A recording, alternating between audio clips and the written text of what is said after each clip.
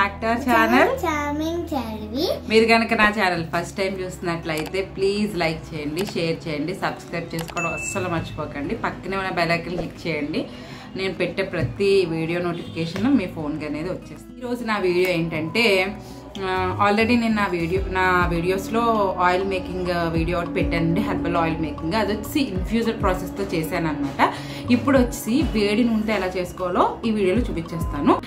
ఇది వచ్చేసి already last వీడియోలో చూపించాను. దీంట్లో నేను మామూలుగా వేడి చేయకుండా కొబ్బరి నూనె పోసి ఎలా చేయాలో చూపించాను, ఇన్ఫ్యూజర్ ప్రాసెస్ అనేది చూపించాను అనమాట.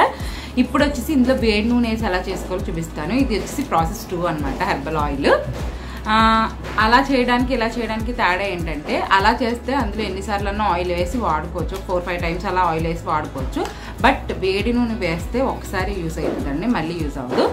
దీనికోసం అని చెప్పేసి కోకోనట్ ఆయిల్ తీసుకున్నాను అనమాట. ఇది వచ్చి 500 ml బాటిల్. న్యాచురలా? ఇది వచ్చి 500 ml కోకోనట్ ఆయిల్. అండ్ ఇందులో వచ్చి 500 ml పట్టదండి, 400 ml ఆయిల్ చాలు. ఫస్ట్ అయితే దీన్ని వేడి చేసేద్దాం. ఇందులోంచి ఈ మూలికలన్నీ బయటకు లాగాలి, ఎందుకంటే ఇది ప్లాస్టిక్ కదా, ఇందులో వేడి నూనె వేయకూడదు. సో ఎలా చేసుకోవాలో మనం ప్రాసెస్ అనేది చూసేద్దాము. మరి లేట్ చేయకుండా మనం వీడియోలోకి వెళ్తాం. దీనికి వచ్చి ఇలా ఓపెన్ చేస్తే లిడ్ అనేది ఓపెన్ అయిపోద్దండి. ఓపెన్ అయిపోతే మనం ఈజీగా బయటికి అన్నీ తీసేసుకోవచ్చు. ఇలాగా ఫస్ట్ అయితే ఇవన్నీ తీసేస్తాను బయటికి. నేను తీస్తాను, ఇది తీస్తుందంటండి.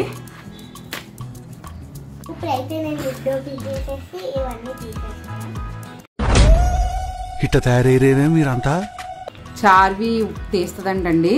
మన వేళ్ళ కన్నా దాని వేళ్ళు అయితే ఈజీగా వెళ్తాయి కదా, సో దాన్నే తీయమన్నాను. చార్వి తల్లి కింద పడకుండా జాగ్రత్తగా తీయమ్మా, వేస్ట్ చేయకేది కూడా.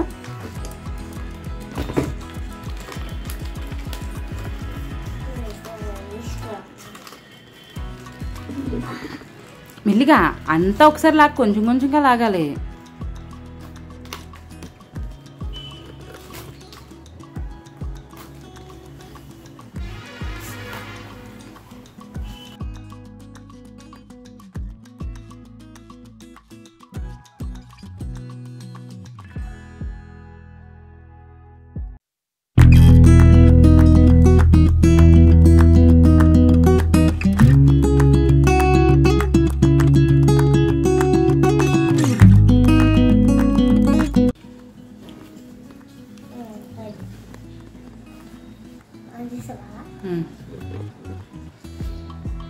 ఓకే, ఇప్పుడైతే ఇది ఎంటీ అయిపోయింది మొత్తం. చార్వి ఎంటీ చేసావా? దీన్ని తీయడానికి అయ్యో ఎంత కష్టపడి. అబ్బే ఒకసారి కష్టపడ్డావా?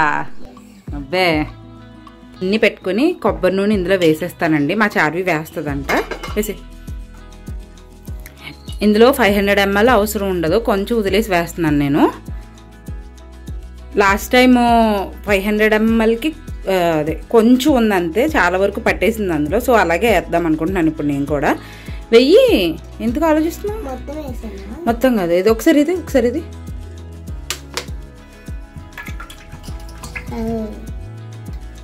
కొంచెం వదిలేసానండి. చూడండి, ఇంత చాలా తక్కువ వదిలేసాను. మళ్ళీ ఎక్కువైపోయినా వాటి పవర్ అనేది సరిపోదు అనమాట. చూసారా, స్టవ్ కూడా ఆన్ చేసేస్తుంది. జాగ్రత్త, గ్యాస్ పోతుంది. వీళ్ళు ఏదో చేసేసుకుంటారని మనం మధ్యలోకి వస్తామని మనల్ని కాల్ చేస్తారు. ఇది ఇప్పుడు గోరువెచ్చగా వేడి చేసుకోవాలన్నమాట. మరగగా పెట్టిన అవసరం లేదు, గోరువెచ్చగా చేస్తే సరిపోతుంది.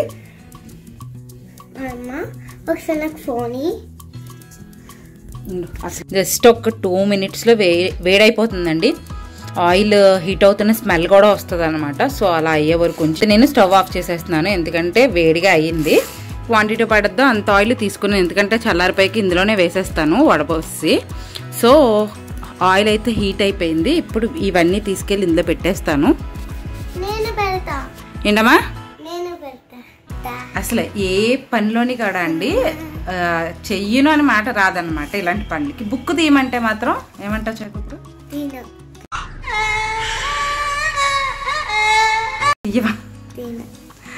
బుక్ తీయదంటండి. ఇలాంటి పనులు చేయమంటే మామూలు ఇంట్రెస్ట్ కాదనమాట. ఇప్పుడు అది వేసేస్తుందంట. నాకేమో భయం వేసేస్తుంది. ఇందాక అలాగే గ్యాస్ ఆన్ చేస్తానని చెప్పి ఆన్ చేయట్లేదు, గ్యాస్ పోతుందని పెట్టినప్పుడు టప్మని ఆన్ చేసింది, వేలు కాలింది నాకు. అది బాగానే ఉంది నాకు అయ్యింది. ఇప్పుడు కూడా అందులో వేలు పెట్టేస్తుందేమో నాకు టెన్షన్ వస్తుంది. నూనె చాలా వేడిగా ఉందన్నమాట. పెట్టావు కదా, మరి జాగ్రత్తగా వేయి. అంతే అండి, అన్నీ వేసేసుకోవడమే అందులో. వేసే ఆ వేర్లు ఒకటి నేను పెడతాను.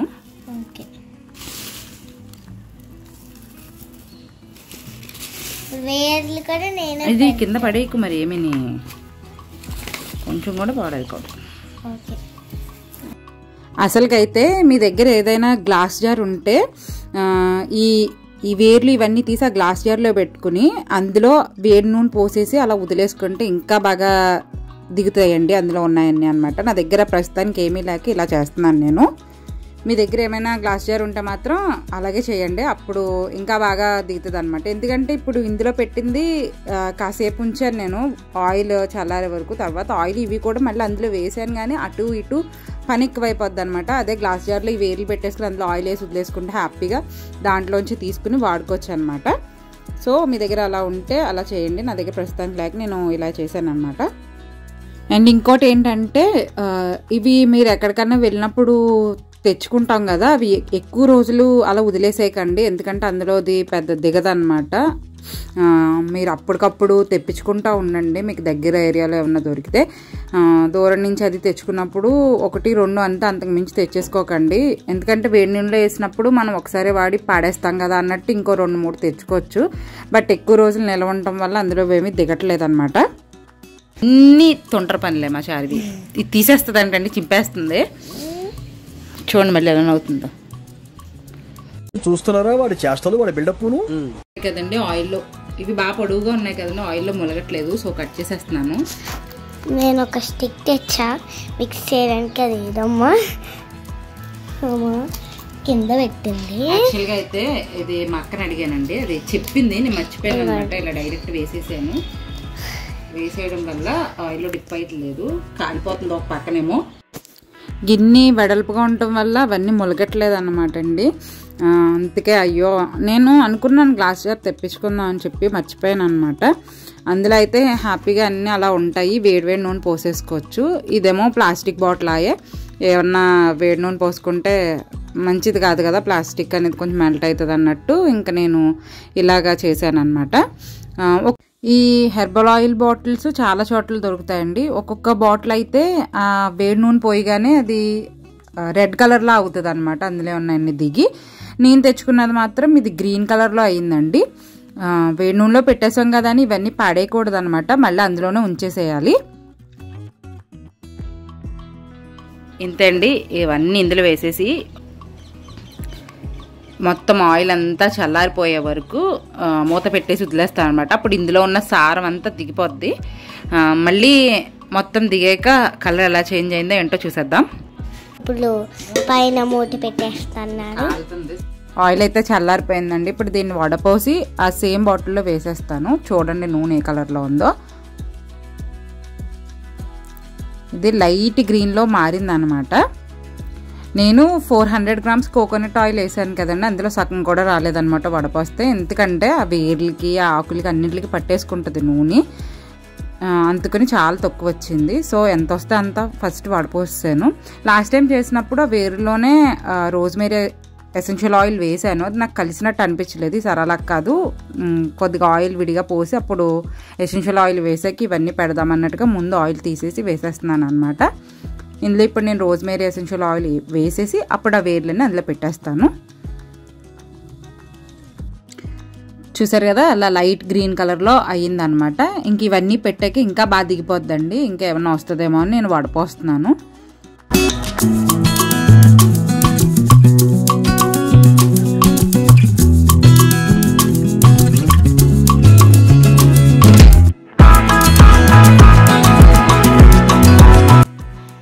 నెక్స్ట్ వచ్చి రోజ్మేరీ ఎసెన్షియల్ ఆయిల్ వేసేస్తున్నానండి. దానికోసం అని చెప్పి నేను ఫస్ట్ వడపోసేసుకున్నాను అనమాట. ఇలాగా ఆయిల్ వేసాక ఇవన్నీ మళ్ళీ ఇందులోకే పెట్టేస్తాను నేను. నేను సోప్ మేకింగ్ చేస్తాను కదండి, అప్పుడు ఈ రోజ్మేరీ ఎసెన్షియల్ ఆయిల్ కూడా ఆర్డర్ పెట్టుకున్నాను అనమాట. ఆయిల్ చేసుకున్నప్పుడు ఉంటుందని. నేను ఇంట్లోనే ఆయిల్ చేసుకుంటాను. ఇదివరకు ఇంకో ఆయిల్ వాడేదాన్ని, ఇప్పుడు ఇది ట్రై చేస్తున్నాను అనమాట. మొన్న చేసుకున్న ఆయిల్ బాగానే ఉంది నాకు. ఈసారి వేడి చేసి దాంతో వాడదామన్నట్టుగా ఇలా వేడి నూనె చేసుకున్నాను అనమాట. ఇప్పుడు ఇవన్నీ కూడా బాటిల్లో పెట్టేస్తాను మొత్తం అన్నీ కూడా. ఎందుకంటే అవి ఇంకా దిగుతాయి అన్నమాట. ఒక 1 అవర్లో ఏం దిగిపోవండి. సో అందులోనే ఉంచేసుకోవాలి వేడి నూనె పోసుకున్న. ఇందులో పెట్టేసిన వెంటనే కూడా నేను వాడనండి, నెక్స్ట్ డే యూస్ చేద్దాం అన్నట్టుగా ముందు రోజు నైట్ అయితే ఇది ప్రిపేర్ చేసుకున్నాను అనమాట. ఈజీగానే వెళ్ళిపోతున్నాయండి ఇందులో కూడా.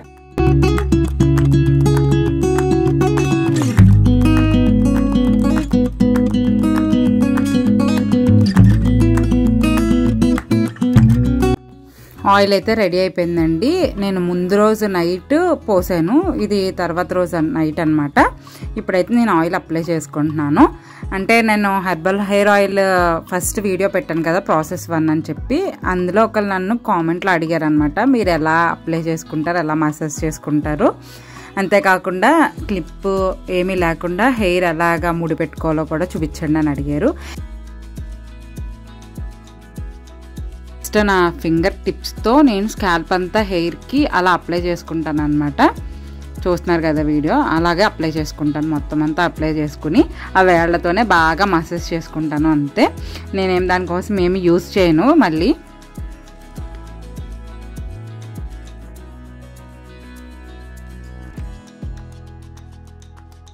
నేనైతే ఆయిల్ని మొత్తం స్కాల్ప్ అంతా పట్టించేసాను ఫస్ట్. తర్వాత మామూలుగా మొత్తం అంతా హెయిర్కి అంతా కూడా రాసేసుకున్నాను, కింద వరకు కూడా రాసేసుకుని వెంటనే తల దువ్వను జడది వేసుకోనండి, కాసేపు 3 వేసుకు వదిలేస్తాను. ఇప్పుడైతే 3 ఎలా వేసుకోవాలో చూసేయండి. ఇప్పుడు వచ్చేసి క్లిప్ లేకుండా ఎలా 3 వేసుకోవాలో చూపిస్తున్నాను. తను మా అక్క వాళ్ళ అమ్మాయి, నాకు క్లిప్ లేకుండా 3 వేసుకోవడం రాదనమాట. సో తనకు వచ్చు, తను వేసుకోమని నేనైతే వీడియో షూట్ చేస్తున్నాను.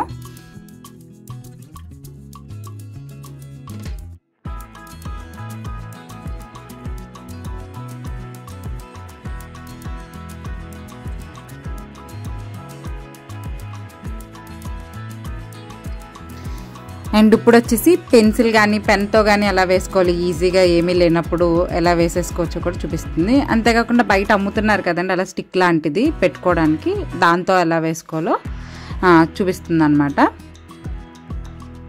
తనది చాలా పెద్ద జుట్టు అనమాట, అయినా కూడా చాలా ఈజీగా 3 వేసుకుంటుంది. ఈ రెండాటిలో ఏ 3 అయినా సరే కూడా ఊడిపోదండి అంత గమ్మున, అంత తొందరగా ఏం ఊడిపోదు అనమాట, టైట్గానే ఉంటుంది. ఒకసారి వీడియో చూసి ట్రై చేయండి. నేనైతే వీడియో ఎక్కడితో ఎండ్ చేసేస్తున్నాను. మీకు ఇంకా ఈ వీడియోలో ఏమన్నా డౌట్స్ ఉంటే కామెంట్ సెక్షన్లో నన్ను అడగండి. అంతేకాకుండా లైక్ చేయండి, షేర్ చేయండి, సబ్స్క్రైబ్ చేసుకోండి, పక్కన ఉన్న బెల్ ఐకాన్ క్లిక్ చేయడం మర్చిపోకండి.